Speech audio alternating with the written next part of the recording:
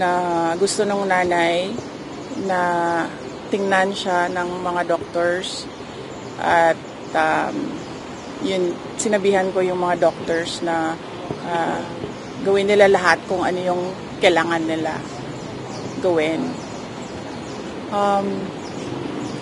So, hindi ko naiintindihan ba, kanina ko lang naisip nung nagkakagulo na sa ambulance na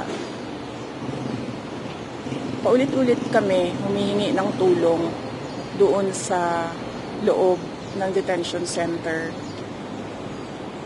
Tapos, walang tumutulong sa amin. Nung tinanong ko yung doktor, pwede bang private vehicle na lang ang pagkargahan? Sabi niya, kung wala naman talagang ambulance, sabi niya, okay na yan. Ako na ang mag-assist sa patient. Tapos, nung nandyan na yung private vehicle, biglang may dumating na ambulance ng police. So, ibig sabihin, nandun lang sila sa vicinity, sa loob ng HOR, wala silang ginawa. Sinabi na namin, doktor ninyo, doktor namin, kahit sinong doktor. Ambulance ninyo, ambulance namin, kahit anong ambulance yan.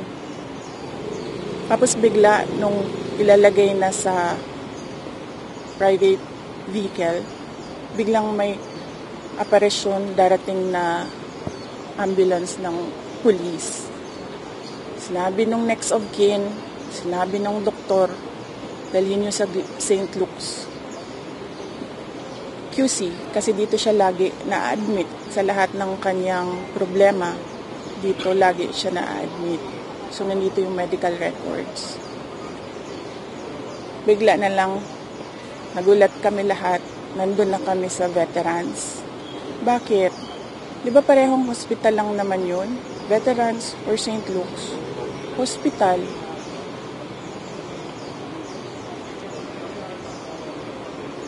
Tapos kanina, ayaw na naman nila tumulong. Naghahanap kami ng ambulance. Wala na namang ambulance. So sabi ko, magbayad na lang tayo ng ambulance. Kausapin natin ng St. Luke's kung anong pwedeng gawin.